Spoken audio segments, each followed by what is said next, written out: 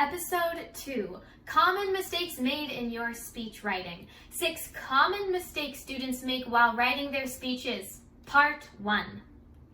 Number 1, too long. Usually speech contests give a guideline on how many minutes you can speak. For example, for the Star of Outlook speech competition, the time limit is 1 minute. As a general rule of thumb, a speaker with a good pace can say about 150 words a minute. All major editors in your computer have a word count tool, and make sure to check often while writing your speech. Number 2, too wordy. You might want to know what being too wordy means. Let me explain that to you.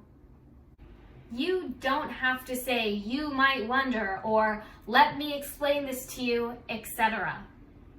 Although adding these filler sentences is a good way to buy you some thinking time during a 5-minute impromptu speech, you really don't have the luxury to waste time in a 1-minute oratory speech. Cut to the chase, avoid repeating yourself. A lot of students tend to repeat themselves and the judges find it very boring. So, in order not to bore the judges, please don't repeat yourself. Usually it's not this obvious, but it's actually quite common. Number 3, too cliche. Think differently. For example, for the topic, "What do you want the world to know about China?" the prompt clearly tells the students to talk about what foreigners don't commonly know about China. But a lot of students begin by thinking from the perspective of foreigners and write about Chinese Kung Fu or the Great Wall, which are precisely the only things foreigners already know about China.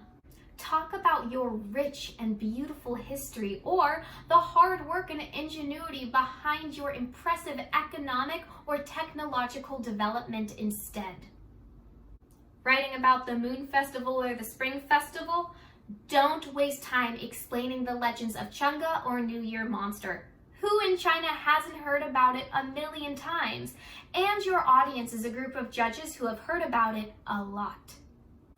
Besides, the legends certainly are not the reasons why it is your favorite festival. The prompt clearly says share some of your happy childhood memories.